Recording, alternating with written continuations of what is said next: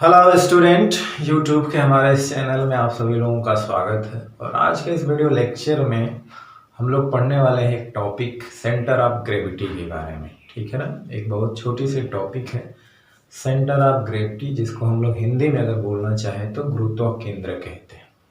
ठीक है ना, क्या कहते हैं? गुरुत्व केंद्र, सेंटर ऑफ ग्रेविटी। ठीक है, तो आज हम लोग सेंटर ऑफ ग्रेविटी के बारे में पढ़ेंगे। हालांकि इसके पहले हमने एक टॉपिक पढ़ा था moment of force, torque, couple, moment of couples, principle of moments. इन सारे चीज़ों पर हम लोग न्यूमेरिकल कर रहे थे।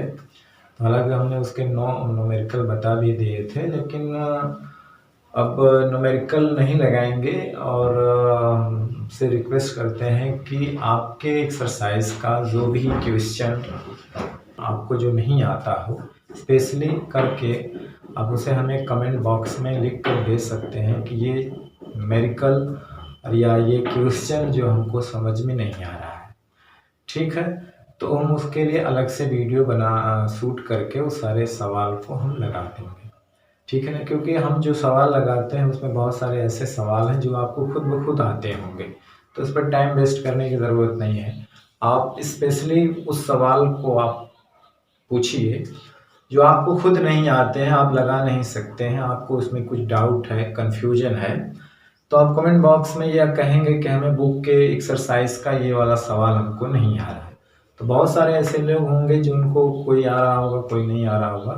तो इस तरह से हमें जब नोटिफिकेशन मिलेगा कि हाँ नहीं हमको ये सवाल नहीं आ रहा, हमको बताना है, तो उसके लिए हम अलग से वीडियो शूट करेंगे और उस समस्याओं को हल करेंगे। ठीक है ना, इस तरह से हर सवाल लगाने का मतलब है कि टाइम वेस्ट होगा, उसका कोई मतलब नहीं है और उसे कोई देखता भी नहीं है। ठीक है, तो जो आपकी समस्याएं होंगी सवाल लगाने में, एक्सरसाइज में कोई भी प्रॉब्लम होगी, जो आप उत्तर आपके सामने होगा फिर भी आपके लिए वो कन्फ्यूजन में होगा, तो आप उसे हमें पूछ सकते हैं हमसे कमेंट के थ्रू। ठीक है, हम उसका उत्तर 100% देने की कोशिश करेंगे। तो आज आपके बुक में एक टॉपिक है centre of gravity, centre of gravity. ठीक है ना, तो आप जानते हैं कि इसके पहले आपने ग्रेविटेशनल फोर्स पढ़ा होगा। न्यूटन ने जो दिया था कि कोई दो बॉडी हो जिसका मास हो, तो उनके बीच ऑलवेज अट्रैक्टिव फोर्स लगता है, जिसको हम लोग ग्रेविटेशनल फोर्स कहते हैं। कोई भी दो ऑब्जेक्ट जिसके पास मास हो, उन दोनों के बीच क्या लगता है? ग्रेविटेशनल फोर्स, मतलब दोनों एक दूसरे को अट्रैक्ट करते हैं due to the property of mass. अगर उसके पास मास है तो मास होने के कारण कोई भी दो ऑब्जेक्ट एक दूसरे को अट्रैक्ट करता है। ठीक है ना, तो उसी तरह से पृथ्वी है, पृथ्वी के पास भी अपना मास होता है। तो कोई भी चीज होती है ऑब्जेक्ट, अगर हम उसको ऊपर फेंकते हैं या जितने भी ऑब्जेक्ट हैं उन सबको पृथ्वी क्या करती है? अट्रैक्ट कर, तो अपने केंद्र की तरफ से, एक से कह लें कि केंद्र की तरफ सभी चीज को क्या करती है? अट्रैक्ट करती है। तो उसे अट्रैक्शन का जो फोर्स होता है उसे वेट कहते हैं ऑफ द बॉडी। बॉडी का वेट क्या होता है? जिस फोर्स से, मतलब जिस फोर्स से पृथ्वी जो होती है किसी भी बॉडी को अट्रैक्ट करती है अपने सेंटर की ओर, ठीक है ना, टूवर्ड्स ए सेंटर, तो उसी अट्रैक्शन ऑफ फोर्स को हम लोग क्या कहते हैं? Wait of the body. उसी को क्या कहते हैं? वेट ऑफ द बॉडी, जिसको हम लोग W से प्रदर्शित करते हैं। W बराबर होता है mg। यहाँ पे मास क्या होता है? ये m क्या है? मास of the body, mass of the body, और g क्या है? ग्रेविटेशनल एक्सेलरेशन है, ग्रेविटेशनल क्या है? एक्सेलरेशन, एक्सेलरेट, गुरुत्वीय त्वरण जिसको कहा जाता है। ठीक है ना, तो ये हमारा या किसी भी ऑब्जेक्ट का वेट होता है। तो उस चीज को हमने यहाँ पे लिखा हुआ है। वेट क्या होता है? Earth attract every particle towards its centre by the force of gravity.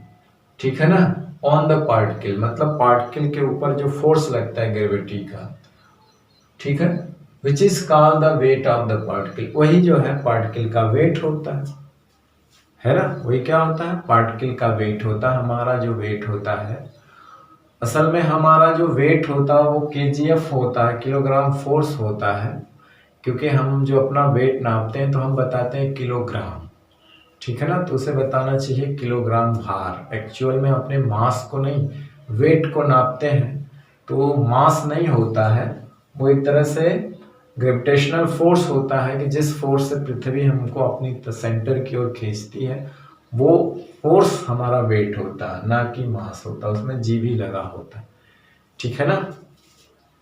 तो ये वेट की क्या हुई, डेफिनेशन हुई।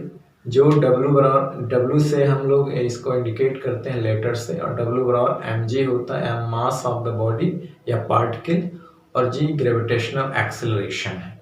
क्योंकि जो फोर्स है किसी बॉडी पर लगता है तो उसमें उसके कारण एक्सेलरेशन होता है, ठीक है ना।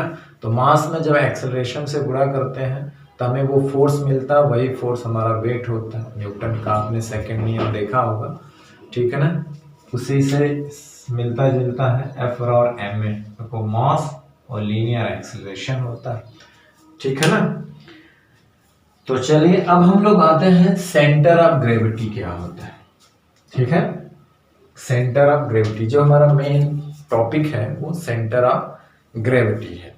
तो जानते हैं कि कोई भी पार्टिकल, कोई भी बॉडी हो, सबको अर्थ अट्रैक्ट करते हैं टुवर्ड्स इट्स सेंटर, अपने सेंटर की ओर, ठीक है ना। अब ये माना जा सकता है कि किसी भी बॉडी को अगर हम माने तो वो कई पार्टिकल से मिलकर बनी होती है। जैसे कहते हैं ना, ऑब्जेक्ट छोटे छोटे कणों से मिलकर बना होता है, जिसको आप एटम्स बोलते हैं। तो उसी तरह से कोई भी बॉडी होती है वो कई छोटे छोटे स्मॉल पार्टिकल से मिलकर के बनी होती है, और हर पार्टिकल पर पृथ्वी जो है अपना फोर्स लगाती है सेंटर की तरफ, ठीक है ना।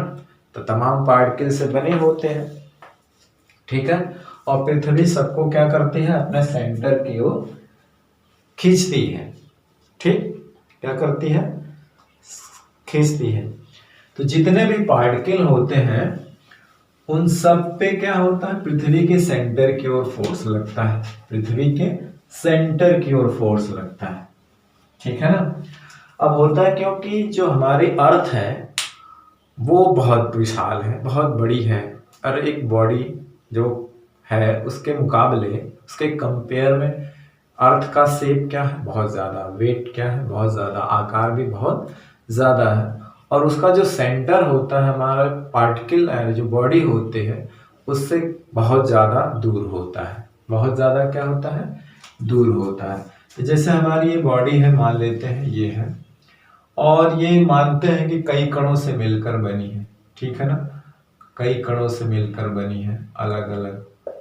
तो हम इसमें कुछ पार्टिकल ले लेते हैं, ठीक है ना, ठीक, मान लेते हैं कि इतने कणों से मिलकर अब सबको पृथ्वी जो है अट्रैक्ट करती है अपने सेंटर की तरफ, ठीक है ना। अब जैसे मान लेते हैं इसका वेट W1 है, इसका W2 है, इसका मान लेते हैं W3 है, इसका मान लेते हैं W4 है, इसका मान लेते हैं W5 है, ठीक। उसी तरह से यहाँ पे W6 है, W7 है, W8 है, W9 है, W10 है, W11 है, ऐसे बहुत सारे पार्टिकल हैं, ठीक है। हालांकि इसमें तो कितने पार्टिकल हैं उसकी गिनती करना मुश्किल है, लेकिन हम एज एग्जाम्पल समझाने के लिए, आपके बुक में भी ऐसा दिया हुआ है, तो बहुत सारे पार्टिकल हैं, सब पे अर्थ क्या लगाते हैं, फोर्स लगाते हैं अपने सेंटर की तरफ। अब आप देखेंगे कि यहाँ की मैंने सबको पैरेलली क्यों लिया हुआ है, पैरेलल इसलिए कि इस बॉडी के मुकाबले जो हमारी अर्थ है वो बहुत बड़ी है, पहली बात। दूसरी चीज, इस बॉडी से जो हम अर्थ पे होती है उससे पृथ्वी का जो सेंटर होता है, यानी अर्थ का जो सेंटर होता है बहुत दूर होता है। तो जब उसका शेप बॉडी का पृथ्वी के मुकाबले कम है और बॉडी से पृथ्वी का सेंटर भी बहुत दूर है, तो हम ये मान सकते हैं कि जो फोर्स पार्टिकल पे लग रहा है अर्थ के द्वारा वो परस्पर कैसे लग रहे हैं, पैरेलल लग रहे हैं, ठीक है ना। हालांकि बहुत दूर है। अब जैसे कि यहाँ पे पार्टिकल है, यहाँ पे पार्टिकल है, यहाँ पे है, यहाँ पे है, और सेंटर बहुत दूर है, तो यहां से ऐसे आएगा, ठीक है ना, ऐसे आएगा सेंटर की तरफ झुकते हुए, ठीक है ना। अब जब उसके सेंटर के करीब पहुंचेंगे तब ये लाइन आपस में मिलेगी। जब हम सेंटर पे पहुंचेंगे तो और भी नीचे जाएंगे तो ये लाइन आपस में धीरे धीरे सेंटर की तरफ मिलती जाएगी, ठीक है ना। और जब पृथ्वी के सेंटर पे जाकर के सब मिल जाती, लेकिन जब उसका सेंटर ऑब्जेक्ट से बहुत दूर है और वो मुकाबले में बहुत छोटा है, तो हम ये मान सकते हैं कि इस पे जो उसका अट्रैक्टिव फोर्स लग रहा है अर्थ का, वो पैरेलल लग रहा है। कैसा लग रहा है? पैरेलल, ठीक है ना। क्यों पैरेलल लग रहा है? क्योंकि इसका जो शेप है वो पृथ्वी के शेप की तुलना में बहुत छोटा है। दूसरी बात, इसके पोजीशन से पृथ्वी का जो सेंटर है वो बहुत ज्यादा दूरी पे है, ठीक है ना। तो हम ये क्या मानते हैं कि जो बॉडी पार्टिकल से बनी है, सारे पार्टिकल पर जो अट्रैक्टिव फोर्स लग रहा है पृथ्वी का, वो पैरेलल लग रहा है। कैसा लग रहा है? पैरेलल, ठीक है ना, पैरेलल लग रहा है। अब देखिए कि सारे फोर्स हैं पैरेलल, एक डायरेक्शन में है, तो इनका रिजल्टेंट क्या होगा? इन सभी फोर्सों का हम अगर रिजल्टेंट लें तो हम एक सिंगल फोर्स के द्वारा इसको रिप्लेस कर सकते हैं, क्योंकि सारे फोर्स एक डायरेक्शन में होते हैं। तो जब फोर्स एक डायरेक्शन में होता है तो उसका रिजल्टेंट क्या होता है? उनको सीधे सीधे जोड़ दिया जाता है। तो इनका अगर रिजल्टेंट, सारे फोर्स का रिजल्टेंट को हम एक फोर्स से इसको रिप्लेस कर सकते हैं, जिसको हम मान लेते हैं W। क्या मान लेते हैं? W, ठीक।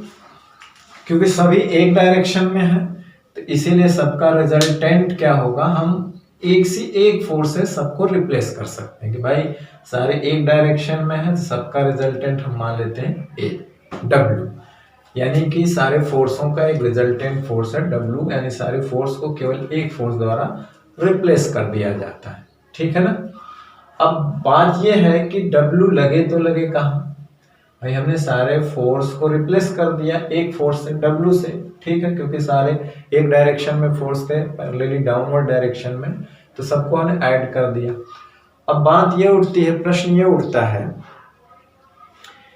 कि ये W एक्ट कहाँ करेगा बॉडी में? कि W जो होता है वो बॉडी के अंदर कहीं न कहीं एक्ट करेगा। मतलब है कि जो W है वो एक्ट कहाँ करेगा, किस पॉइंट पे हम W काम करेगा, यानी कि इसका जो टोटल वेट होगा इस बॉडी के अंदर कहाँ काम करेगा, ठीक है ना। उसी को हम लोग सेंटर ऑफ ग्रेविटी कहेंगे। तो बॉडी के अंदर W वहां पे काम करता है। ये मान लिया गया कि भाई W जो है बॉडी के अंदर उस पॉइंट पे काम करेगा, बॉडी का टोटल वेट बॉडी के अंदर उस पॉइंट पे काम करेगा जहां पे जितने भी पार्टिकल का वेट उस पॉइंट के थ्रू, यानी उस पॉइंट के अबाउट सभी वेटों का जो मोमेंट्स होगा, सभी वेटों का मोमेंट्स का जो अलजेब्रिक सम होगा, जो बीजगणितीय योग होगा, वो 0 आना चाहिए। तो क्या किया गया कि जितने भी पार्टिकल के वेट हैं उनका किसी पॉइंट के थ्रू मोमेंट्स निकाला गया और सभी मोमेंट्सों का अलजेब्रिक सम लिया गया। तो वो जिस पॉइंट के अबाउट वो सब 0 हो गए, जिस पॉइंट के अबाउट क्या हो गए, वो सब 0 हो गए, तो उसी पॉइंट को कह दिया गया कि ये बॉडी का सेंटर ऑफ ग्रेविटी है। क्या कह दिया गया? सेंटर ऑफ ग्रेविटी है, ठीक है ना। बात ये हुई थी कि सारे पार्टिकल का वेट तो डायरेक्शन नीचे है, सबको हमने W से रिप्लेस कर दिया। बात ये उठी कि W एक्ट कहाँ करेगा, तो माना गया कि W भाई वहीं एक्ट करेगा उस पॉइंट पर जिसके अबाउट सारे पार्टिकल के वेटों का मोमेंट्स का अलजेब्रिक सम क्या हो जाए? 0। क्या हो जाए? 0। तो जिस पॉइंट पर सभी का 0 हो गया उसी पॉइंट को हम लोग क्या कह दीजिए कि वहीं पे वो सारे पार्टिकल का रिजल्टेंट काम करेगा, जिसको हम लोग W कह दिए, ठीक है ना। और जिस पॉइंट पे काम करता है सभी वेटों का पार्टिकल के वेट का रिजल्ट, उसी को हम लोग कह दिए सेंटर ऑफ ग्रेविटी। क्या कह दिए? Centre of gravity. अब हुआ ये कि जो सेंटर ऑफ ग्रेविटी है, इसका मतलब इस बॉडी का टोटल मास यहीं एक्ट करता है। टोटल मास कहाँ एक्ट करता है? वहीं कर देना। Entire wait of the body can be consider, ये माना जा सकता है टू एक्ट दिस पॉइंट। कौन सा पॉइंट? सेंटर ऑफ ग्रेविटी पर ही इस बॉडी का इंटायर वेट यही काम करता है। ठीक है ना? कहां पे? उस बॉडी के सेंटर ऑफ ग्रेविटी पर, क्योंकि वेट सारे यही काम कर रहे हैं ना, जिसको हम लोग सेंटर ऑफ ग्रेविटी एक ऐसा पॉइंट है कि बॉडी के जितने भी पार्टिकल का वेट है, उन वेट का इस पॉइंट के अबाउट मोमेंट्स का अलजेब्रिक सम क्या होना चाहिए? 0 होना चाहिए। तो जहां पे 0 होता है उसी को कह दिया गया सेंटर ऑफ ग्रेविटी, जिसको कैपिटल जी से हम लोग दिखाते हैं। तो सेंटर ऑफ ग्रेविटी का डिफिनेशन क्या हुआ कि centre of gravity of a body, centre of gravity of a body is the point, center of gravity of a body is the point about which the algebraic sum of moments of weights of all the particles, जितने particle हैं उनका weights, ठीक है ना, constituting the body, मतलब particle से ही मिल करके तो बॉडी बनी है, तो उन सभी पार्टिकलों के वेट का जो मोमेंट्स होता है उस पॉइंट के अबाउट क्या होना चाहिए? 0। Body 0। The entire weight of the body can be considered to at this point, यानी कि जो टोटल वेट होता है बॉडी का उसी के अबाउट एक्ट करता है।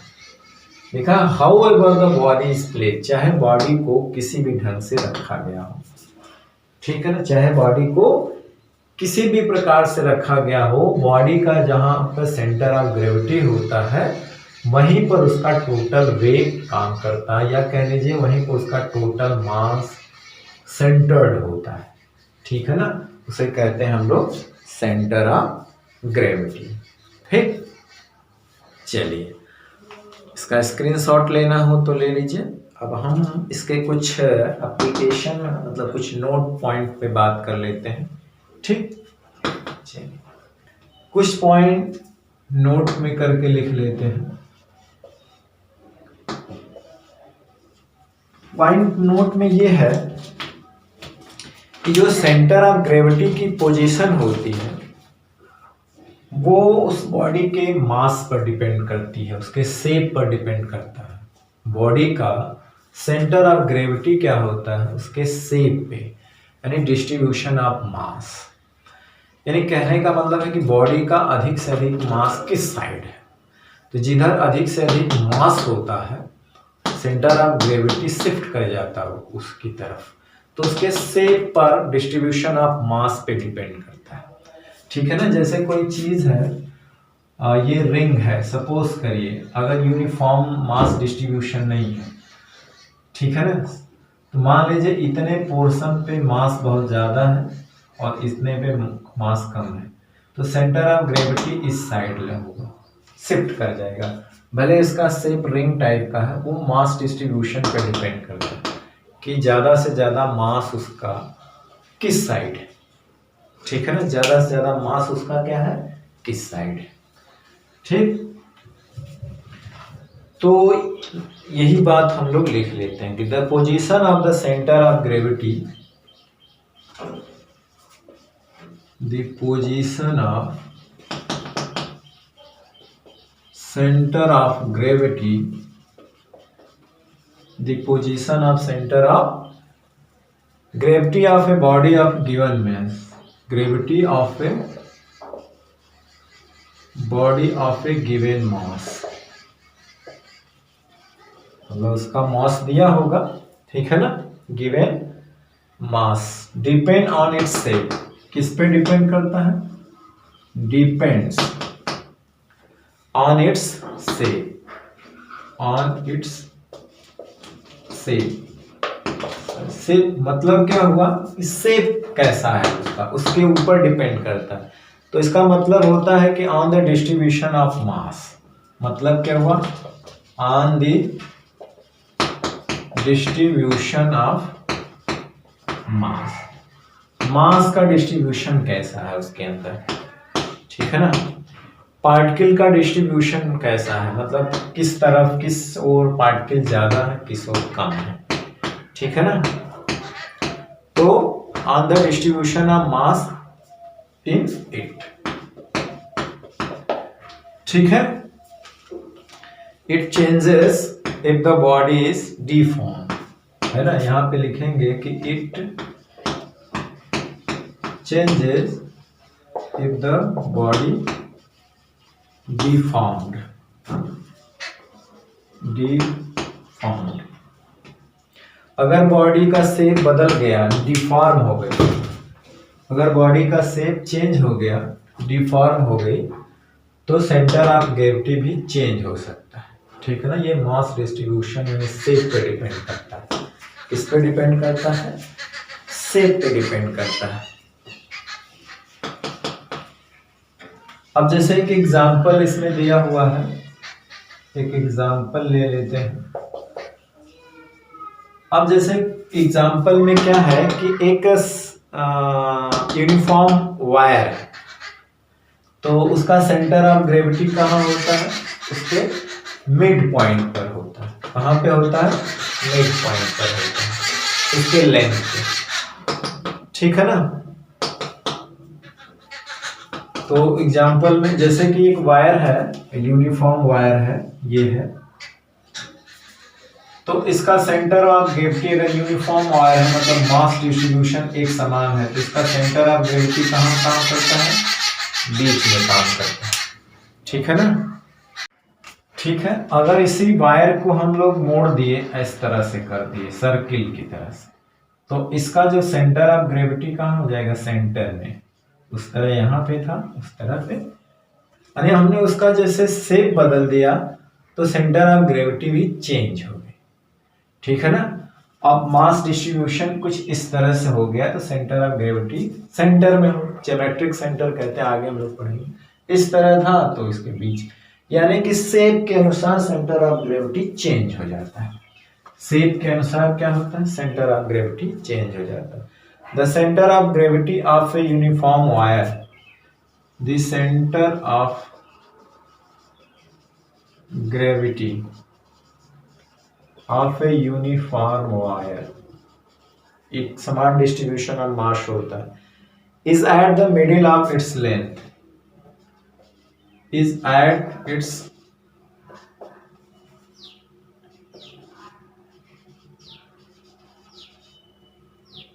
middle of its length, middle of its length,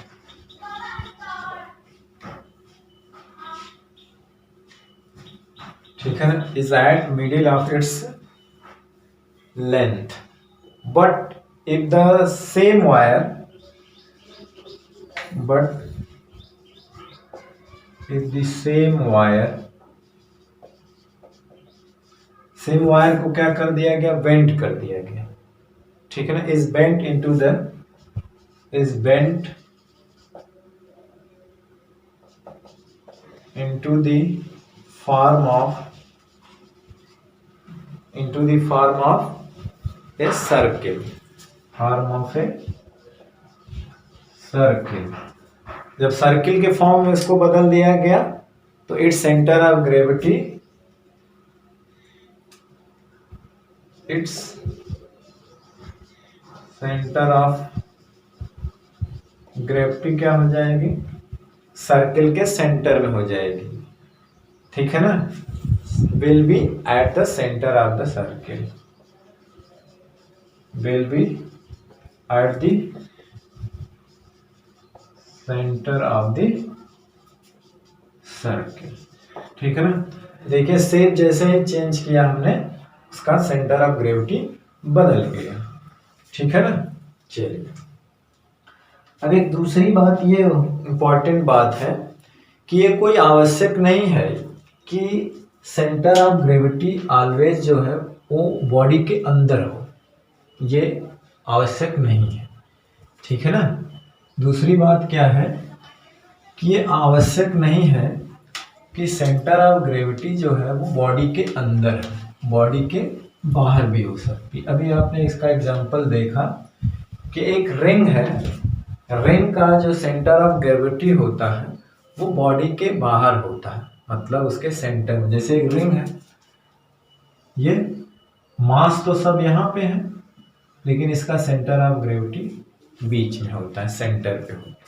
तो ये कोई ज़रूरी नहीं है कि सेंटर ऑफ ग्रेविटी आप बॉडी के अंदर हो, वो बॉडी के बाहर भी हो सकती है, ठीक है ना। इस बात को लिखेंगे। दूसरी जो नोट नंबर 2 है कि इट इज नॉट नेसेसरी, मतलब ये आवश्यक नहीं है। इट इज नॉट नेसेसरी, ठीक है ना, that the centre of gravity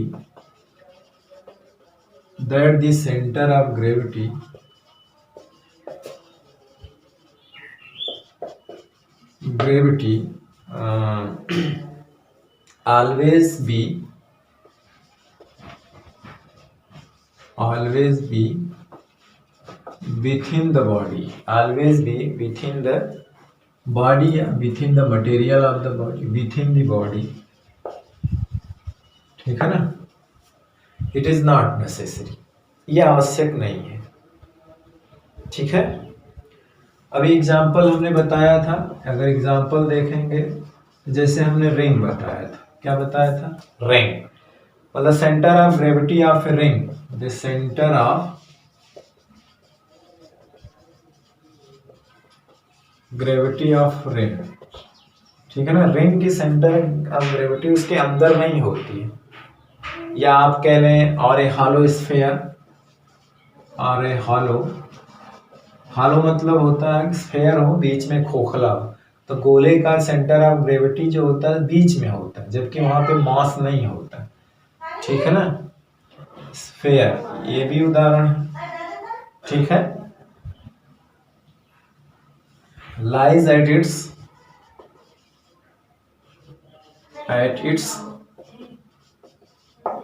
centre, कहां पे, इनके सेंटर पे, ठीक है ना। Where there is no material, where there is no mass, ये भी कह सकते हैं कि where there is no material,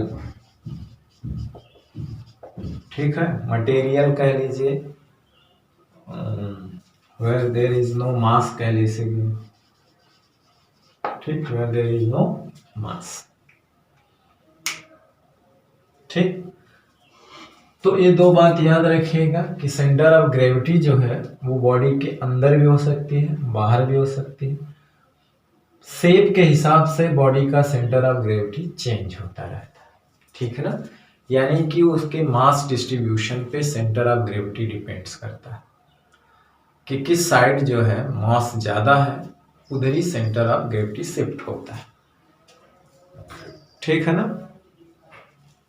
चलिए अब हम लोग कुछ चीजें हैं उसको लिख लेते हैं कि किसका जो है कहाँ पे होता है। कुछ ऑब्जेक्ट हैं, उनका स्टैंडर्ड सेंटर ऑफ ग्रेविटी है, कुछ सॉलिड बॉडी है, यूनिफॉर्म सॉलिड बॉडी है जिनका सेंटर ऑफ ग्रेविटी फिक्स है, तो उन चीजों को लिख लेते हैं, ठीक है। चलिए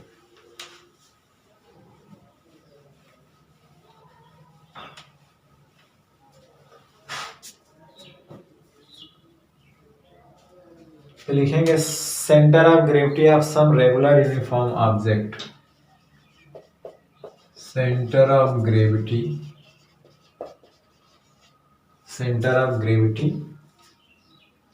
of some regular uniform object,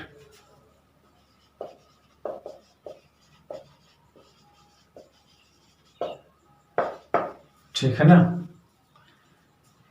तो यहां पे आप लिख लीजिए ऑब्जेक्ट, और इधर जो है position of centre of gravity, position of centre of gravity. ठीक है ना। जैसा पहला है रॉड, तो रॉड जो है यूनिफॉर्म होता है,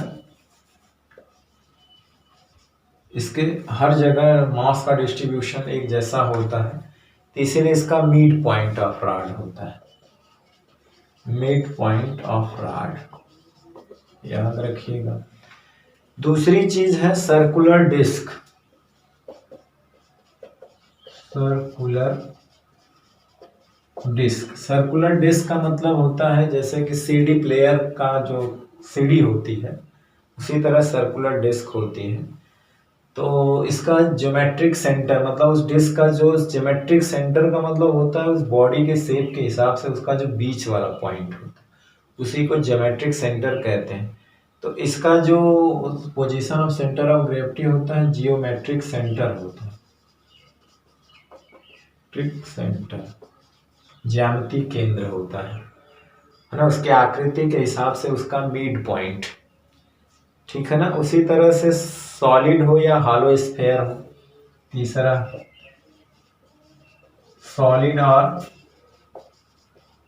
हॉलो स्फेयर, तो इसका भी सेंटर ही होता है।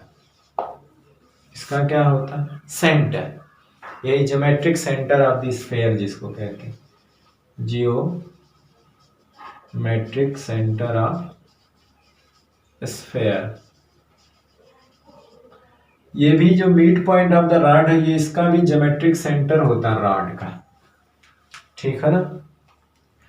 अब उसी तरह सिलेंडर की बात करें, सॉलिड या हॉलो, सॉलिड और हॉलो सिलेंडर, हॉलो मतलब खोखला, सिलेंडर, तो इनका जो एक्सिस होती है, ठीक है ना, सिलेंडर की जो एक्सिस होती है उसके मिड पॉइंट पे, mid point on the axis of cylinder, mid point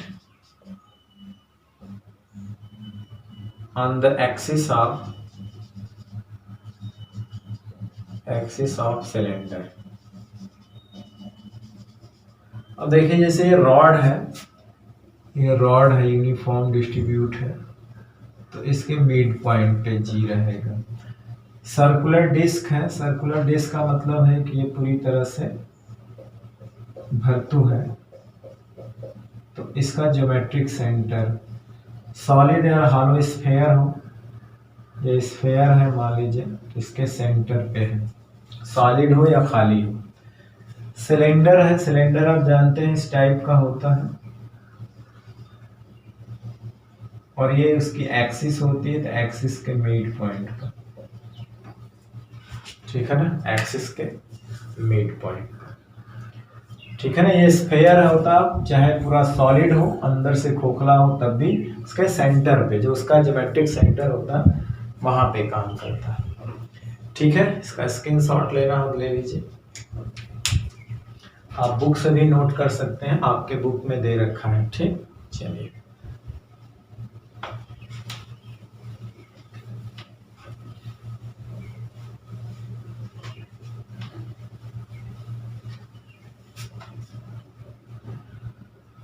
उसी तरह से सॉलिड कोन की बात करें,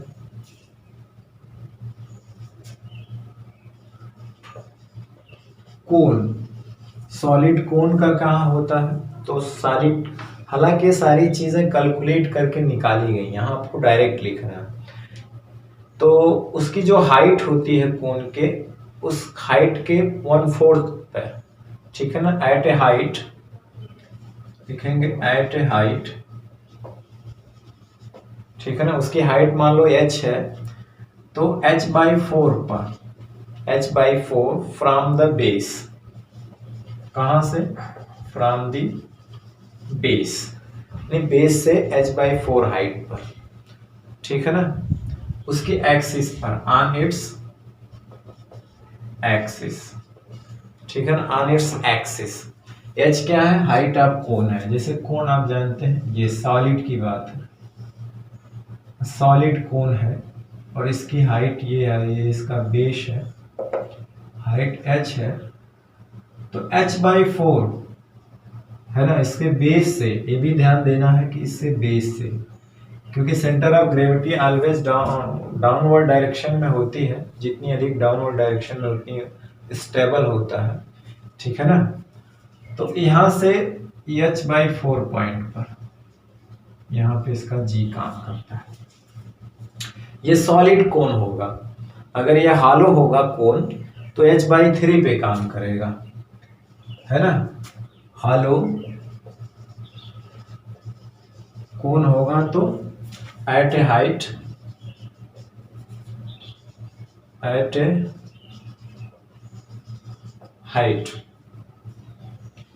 ठीक है ना, at a height h/3 from the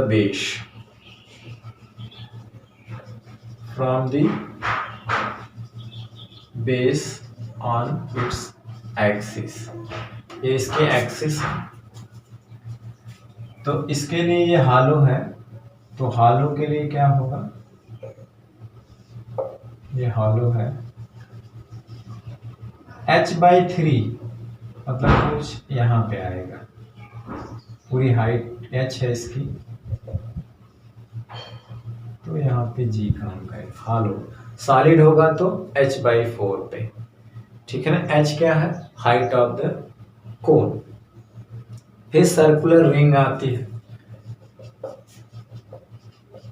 इसे आपको याद करना। तो ये सर्कुलर रिंग का मतलब इसके सेंटर पे होगा, जो ज्योमेट्रिक सेंटर होगा इसका, सेंटर ऑफ रिंग, वही रिंग का जो सेंटर है, geometric centre of the ring के सेंटर पे, ठीक है ना। जैसे ये रिंग है तो उसके सेंटर पे, ठीक है। तो 8वां आपका आता है ट्रायंगुलर लैमिना, ठीक है ना। ट्रायंगुलर लैमिना या स्केलिन लैमिना हो, लैमिना का मतलब होता है कि ये जैसे रॉड, ये जैसे 3 वायर नहीं मोड़े गए हैं। लैमिना का मतलब ये पूरी तरह से सॉलिड हो, ये पूरा लैमिना हो, पतला हो, एक चादर हो, ट्रायंगल आकार की एक चादर हो, ठीक है ना। तो इसको हम लोग ट्रायंगुलर लैमिना कहते हैं, स्केलिन ट्रायंगल जिसको कह रहे हैं, ठीक है ना। तो ये हो गया ट्रायंगुलर लैमिना, ठीक है ना। तो इसका जो होता है वो point of intersection of medians, जो उसका मीडियन होता है, मध्यिका होती है उसका, जैसे कि इसका मीडियन ये है और इसका मीडियन ये है, जहाँ पे ये इंटरसेक्ट करते हैं वहीं पर वो उसका सेंटर ऑफ ग्रेविटी होता है, ठीक है ना। तो मीडियंस जो होती हैं, मध्यिकाएं जो होती हैं, वो उसके किसी भी सिर से वर्टेक्स के सामने साइड पर खींची गई जो मीडियंस होती हैं उनका इंटरसेक्शन पॉइंट होता है, ठीक है। इसके बाद 9वां आपका है, 9वां जो है आपको पैरेललोग्राम, मतलब रेक्टेंगुलर लैमिना हो, स्क्वायर हो, रोम्बस हो, ठीक है ना, रेक्टेंगुलर टाइप का लैमिना कोई हो, तो डायगोनल का इंटरसेक्शन होता है। अब यहाँ पे 9वां हो सकता है parallelogram, parallelogram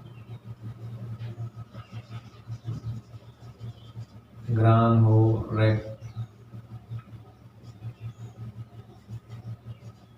rectangular,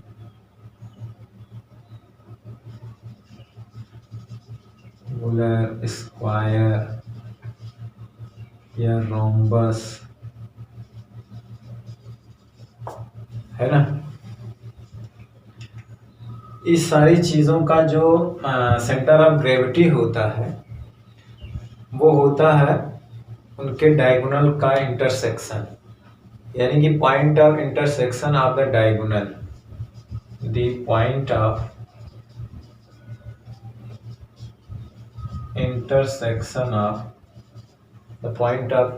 intersection of the diagonal, of the diagonal. ठीक है ना, the point of intersection of the diagonals. यानी कहने का मतलब है कि अगर ये कोई स्क्वायर या कोई इस तरह का चीज है, रोम्बस है, पैलोग्राम है, रेक्टेंगुलर फॉर्म में है, तो इसके डायगोनल का जो इंटरसेक्शन पॉइंट होगा वही सेंटर ऑफ ग्रेविटी होगा। ठीक है ना, वही क्या होगा, उनका क्या हो जाएगा, सेंटर ऑफ ग्रेविटी हो जाएगा। ठीक, तो चलिए कुछ चीजें हैं इनमें नोट्स में लिख लेते हैं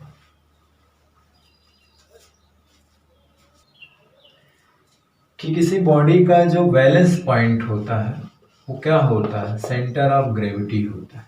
ठीक है ना, कोई बॉडी किस पॉइंट पे बैलेंस होती है, बॉडी के सेंटर ऑफ ग्रेविटी पर। कहाँ पे, सेंटर ऑफ ग्रेविटी। तो हम कहेंगे कि solid body can be balanced, A solid body can be balanced,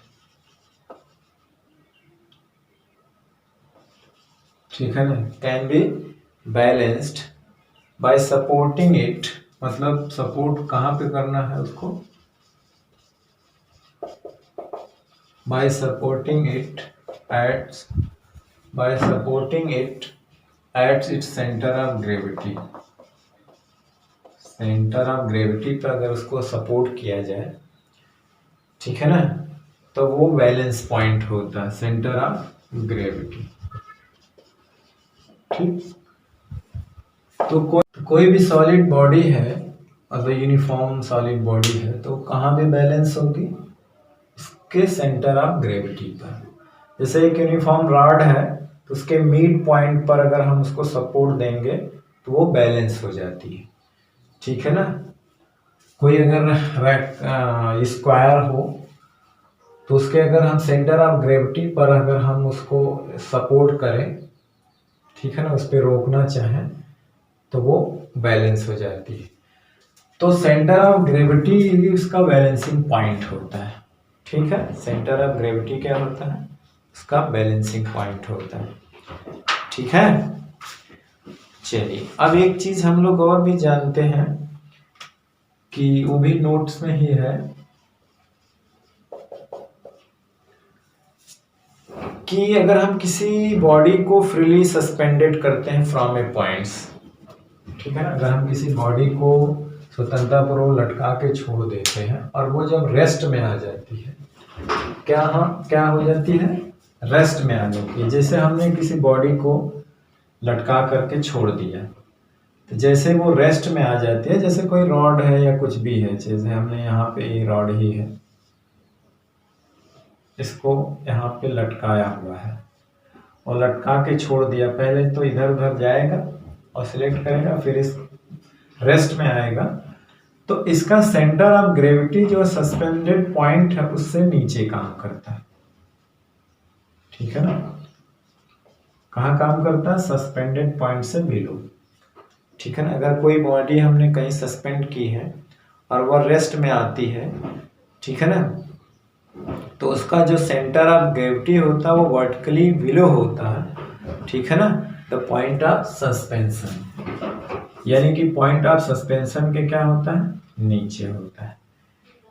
ठीक है, centre of gravity, the centre of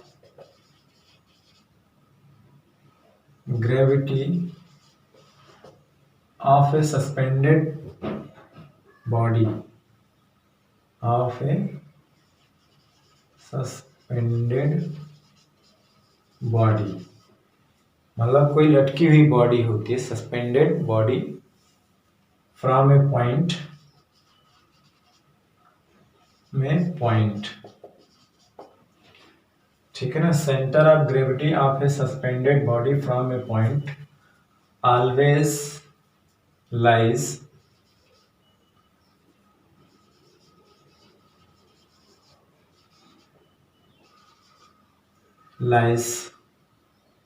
vertically vertically always lies vertically below the suspended point. Suspended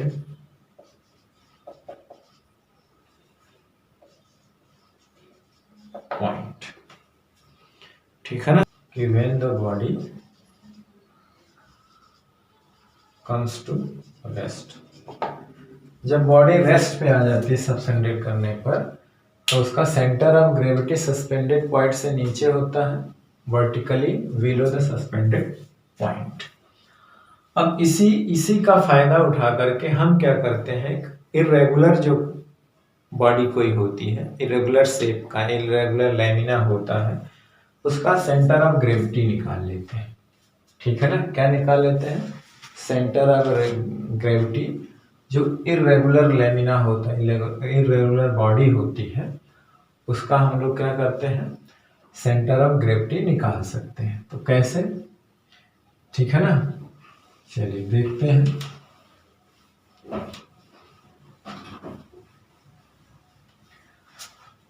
जैसे कोई इरेगुलर बॉडी है,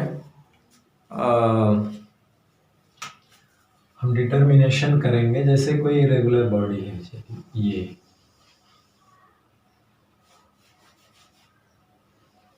ठीक, इसी का हमको सेंटर ऑफ ग्रेविटी निकालना। Determination of centre of gravity of an irregular lamina by the method of balancing using a plumb line. Plumb line मतलब होता है साउल सूत्र होता है, जो सीधा मिलान करने के लिए उपयोग करता है, जिसको हम लोग प्लम लाइन कहते हैं। अभी आपने देखा कि कोई बॉडी अगर सस्पेंड की जाती है किसी पॉइंट के थ्रू, तो उसका centre of gravity vertically downward होता है उस पॉइंट के नीचे। तो हम इसको क्या करते हैं कि इसके किनारे पर 3 होल कर देते हैं, इसके एज पर। जैसे मैंने एक यहाँ पे होल किया, एक यहाँ पे होल किया, एक यहाँ पे होल किया, जिसको हम मान लेते हैं ये ए है, ये बी है, ये सी है। ठीक है ना, हमको इसका डिटर्मिनेशन करना। अब हमने यहाँ पे होल किया हुआ है, यहाँ पे होल किया है, वहां पे होल किया है। अब इसको क्या करते हैं कि इस होल में पहले बारी बारी से क्या करते हैं कि इस होल के थ्रू जो है इसको एक स्टैंड से लटकाते हैं। ठीक है ना, जैसे एक स्टैंड लेंगे और यहाँ पे एक धागा ले लेंगे, उसको बांध देंगे। जैसे यहाँ पे एक स्टैंड है मान लो, और यहाँ पे इसको हमने बांध के लटका दिया। ठीक है, एक स्टैंड है।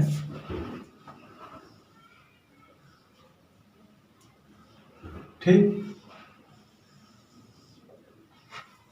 इसको सस्पेंड कर देते हैं।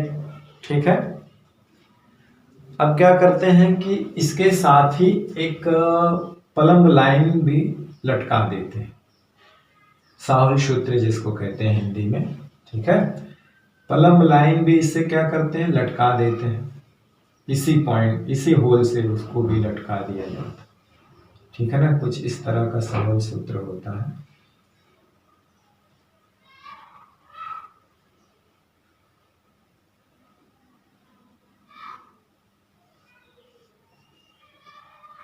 ठीक, अब फिर इसको रेस्ट में लेते हैं। लटकाते हो तो ऑसिलेट करेगा, इधर जाएगा, उधर जाएगा, इधर जाएगा, उधर जाएगा, तो फिर इसको रेस्ट में लेते हैं।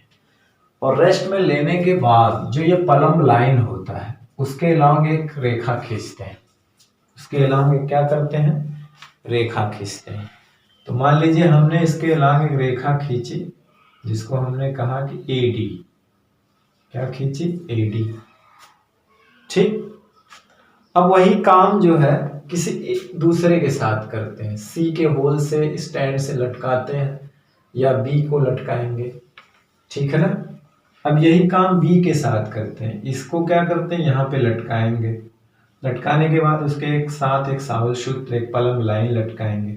अब देखेंगे प्लम लाइन रेस्ट में जैसे ही बॉडी आती है, प्लम लाइन के अलोंग एक रेखा खींचते हैं। तो सपोज करिए वो रेखा जो है AD BG हो सकता है, या BE हो सकता है, ऐसे ही खींचेंगे। ठीक है ना, हमने उसको क्या किया, बी खींच दिया, तो ये हुआ। ये लटकाने के बाद जब बैलेंस में आता है तब, तो जहां दोनों काटते हैं वही क्या होता है, इसका सेंटर ऑफ ग्रेविटी। अब हम देखेंगे, इसको वेरीफाई भी करना चाहें तो हम देखेंगे कि इस सी के होल से उसको लटकाने के बाद इसका पलम लाइन देखेंगे कहाँ से जाएगी। तो हम देखते क्या है कि जब हम इसे सी से लटकाते हैं स्टैंड से, होल से बांध करके, तो पलम लाइन जो है कहाँ से गुजरती है, इसी जी से होकर जाती है। ठीक है ना। ठीक, तो इस तरह से हम किसी इरेगुलर बॉडी या लेमिना का सेंटर ऑफ ग्रेविटी डिटरमाइन कर सकते हैं। ठीक है ना। क्या करना है, उसमें एज किनारों पर जाकर 3 होल करने हैं। ठीक है ना, मतलब 1-2 होल इसके साइड में हो, अगल बगल हो। फिर क्या करते हैं, उस होल से एक धागे से स्टैंड से लटका देते हैं बांध करके, उसके साथ एक पलम लाइन लटका देते हैं। जब वो रेस्ट में आता है तो पलम लाइन के सीध में एक रेखा खींच देते हैं। ठीक है ना, मान लिया हमने यहाँ पे खींचा एडी। फिर यही प्रक्रिया हम दूसरे होल के साथ करते हैं। फिर वही पलम लाइन के अनुदिश एक लाइन खींचते हैं। दोनों जहां पे इंटरसेक्ट करती हैं वो पॉइंट होता है सेंटर ऑफ ग्रेविटी। इसको वेरीफाई भी कर सकते हैं। वेरीफाई क्या मतलब, अगर हम उसको सी से लटकाते हैं, यही प्रक्रिया फिर रिपीट करते हैं, तो पलम लाइन देखेंगे कि वो जी से पास करती है। तो इसका मतलब है कि सेंटर ऑफ ग्रेविटी जहां पे तीनों पलम लाइन एक दूसरे को इंटरसेक्ट करती हैं, वही उसका सेंटर ऑफ ग्रेविटी होता है। वही क्या होता है, सेंटर ऑफ ग्रेविटी होता है। इसके डिस्क्रिप्शन में आपके बुक में बढ़िया से दिया हुआ, हालांकि जो मैंने लिखा है सारी चीजें आपके बुक में दिया हुआ, तो आप बुक से नोट बना सकते हैं। ठीक है, तो इस तरह से हम किसी इरेगुलर बॉडी का सेंटर ऑफ ग्रेविटी निकाल सकते। इसमें एक चीज और है कि कोई बॉडी स्टेबल इक्विलिब्रियम में कब होती है। तो कोई बॉडी स्टेबल इक्विलिब्रियम में तब होती है जब उसका सेंटर ऑफ ग्रेविटी ज्यादा से ज्यादा क्या हो, बॉडी के नीचे हो। ठीक है ना, कहाँ पे हो, बॉडी के नीचे, एज पॉसिबल। यानी कि स्टेबल इक्विलिब्रियम के लिए बॉडी का जो सेंटर ऑफ ग्रेविटी है वो must be as low as possible. मतलब जितना पॉसिबल हो सकता है तो वो क्या हो, नीचे हो, लो। ठीक है ना, जितना भी पॉसिबल हो सेंटर ऑफ ग्रेविटी क्या हो, और ज्यादा से ज्यादा क्या हो, नीचे हो। सेंटर ऑफ ग्रेविटी नीचे होने का मतलब ये हुआ कि बॉडी के अंदर नीचे हो, यानी कि सेंटर ऑफ ग्रेविटी से पास होने वाली लाइन जो होती है उसका जो बेस एरिया होता है उससे गुजरना चाहिए। कहाँ से गुजरना चाहिए, अब जैसे कहने का मतलब है कि ये जैसे एक कोन है, ठीक, क्या है, कोन है। तो इसका जो सेंटर ऑफ ग्रेविटी देखें, अगर ये सॉलिड होता है तो ज्यादा से ज्यादा नीचे होता है, h/4 हाइट पर होता है, और हालो है तो थोड़ा सा h/3 पे होता है। देखिए नीचे है ज्यादा से ज्यादा। ये इस वक्त स्टेबल इक्विलिब्रियम है, क्योंकि यहाँ से पास होने वाली लाइन कहाँ से होकर गुजरेगी, इसके बेस से। अगर इसके पास, यहाँ से पास होने वाली लाइन बेस से हट के गुजरेगी तो ये स्टेबल इक्विलिब्रियम में नहीं होगा। तो इसलिए अगर खड़ा कोण है तो ये स्टेबल इक्विलिब्रियम है, इसको ज्यादा से ज्यादा नीचे होगा। अगर इसको हम थोड़ा सा डिस्प्लेस भी कर दें तो वापस अपनी पोजीशन में आ जाता है, इसी को कहते हैं स्टेबल इक्विलिब्रियम। होता क्या है कि अगर हम इसको डिस्प्लेस करें तो इसका सेंटर ऑफ ग्रेविटी थोड़ा सा उठ जाता है। ठीक है, नीचे से अगर ऊपर जाएगा तो यानी कि जी की वैल्यू अगर यहाँ आ गई, सपोज करिए, ठीक है ना, तो सेंटर ऑफ ग्रेविटी क्या होता है कि बॉडी को नीचे की तरफ ले जाता है, बॉडी को वापस खींचता है। तो जब ऊपर दा तो इसकी प्रवृत्ति होती नीचे आने की, तो फिर वापस यहीं पे आ जाएगा। तो बॉडी क्या है, स्टेबल इक्विलिब्रियम। स्टेबल इक्विलिब्रियम का मतलब ये होता है कि बॉडी को उसके इक्विलिब्रियम से थोड़ा सा डिस्प्लेस कर दें और छोड़ दें, वो वापस उसी पोजीशन पे आ जाए, तो इसे हम लोग कहते हैं स्टेबल इक्विलिब्रियम। क्या कहते हैं, स्टेबल इक्विलिब्रियम। ठीक है ना। एक होता अनस्टेबल, मतलब अगर ये इसके शीर्ष पे खड़ा हो, यानी कि ऐसे हो, ये ऐसे हो, स्टेबिलिटी के लिए हमने कहा ना कि G must be low as possible, मतलब है कि बॉडी के बेस की तरफ, मतलब जो जैस पे वो खड़ी है उधर ही होना चाहिए। लो जितना अधिक नीचे होगा उतने वो स्टेबल है। अब देखिए मान लीजिए अगर सॉलिड है ये, तो अभी हमने देखा ना था कि इसका जो यही है मान लो, तो H/4 होता है ना बेस से। अगर इसका बेस है लेकिन हमने इसको बैलेंस कहाँ किया हुआ है, शीर्ष पे बैलेंस है, लेकिन ये अनस्टेबल इक्विलिब्रियम में, अनस्टेबल इक्विलिब्रियम में है क्योंकि इसका जी ऊपर उठ गया है। अब जी की जो सेंटर ऑफ ग्रेविटी का काम होता है बॉडी को नीचे ले जाना। अगर हम इसको थोड़ा सा डिस्प्लेस करेंगे इधर उधर, तो जी क्या है, नीचे आ जाएगा।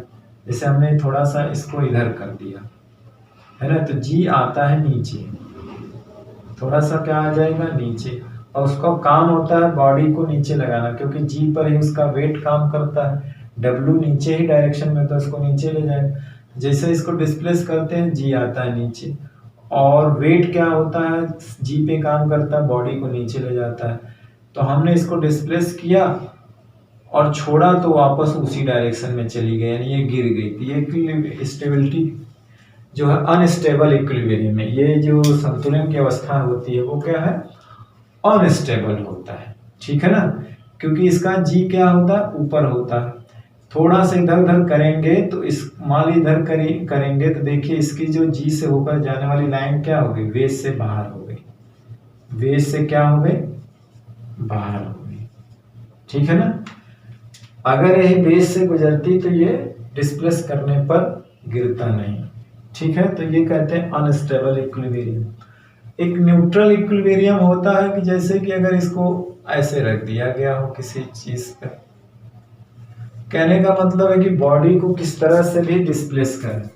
इसका कहने का मतलब यह होता है अनस्टेबल इक्विलिब्रियम में कि उसके संतुलन अवस्था से, इक्विलिब्रियम पोजीशन से थोड़ा सा डिस्प्लेस करने पर बॉडी अपने पोजीशन पे ना आए छोड़ने पर, बल्कि वो उसी साइड में जाकर गिर जाए, यानी हमने जिधर डिस्प्लेस किया उधर ही भाग जाए, तो उसको कहते हैं हम लोग अनस्टेबल इक्विलिब्रियम। एक होता है न्यूट्रल। न्यूट्रल में क्या होता है कि बॉडी को किसी भी तरह से डिस्प्लेस करें, उसका जो सेंटर ऑफ ग्रेविटी की जो पोजीशन होती है वो चेंज ना हो। जैसे मान लीजिए लेटा हुआ कोन है, तो यही है मान लीजिए इसका जी। अगर हम उसको घुमा के ऐसे कर दें, मान लो इस ऐसे,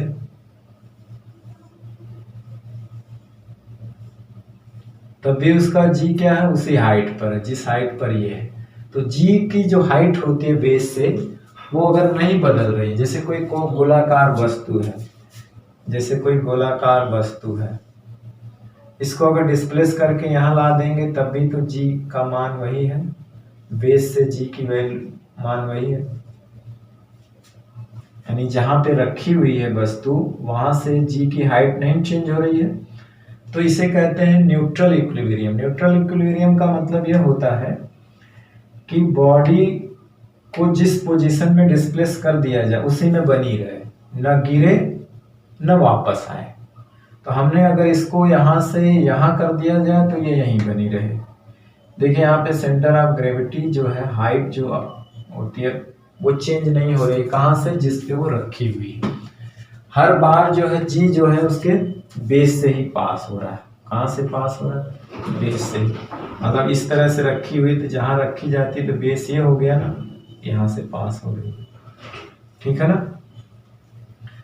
तो ये क्या होती है, न्यूट्रल इक्विलिब्रियम। न्यूट्रल इक्विलिब्रियम का मतलब होता है कि बॉडी को अगर उसके संतुलन से, इक्विलिब्रियम से डिस्प्लेस कर दिया जाए तो बॉडी जिस डिस्प्लेस अवस्था में ही बनी रहे, वापस ना आए न गिरे, है ना। जिस तरह से उसको डिस्प्लेस किया जाए उस तरह से बनी रहे। ठीक, तो लेटा हुआ शंकु इसका उदाहरण है कोन, अनस्टेबल का शीर्ष पे खड़ा हुआ कोन, और ये बेस पे खड़ा हुआ कोन। ठीक है ना, और ये स्टेबिलिटी बढ़ती जाती है कब, जब सेंटर ऑफ ग्रेविटी जो होती है जितना पॉसिबल हो नीचे हो बॉडी के। ठीक,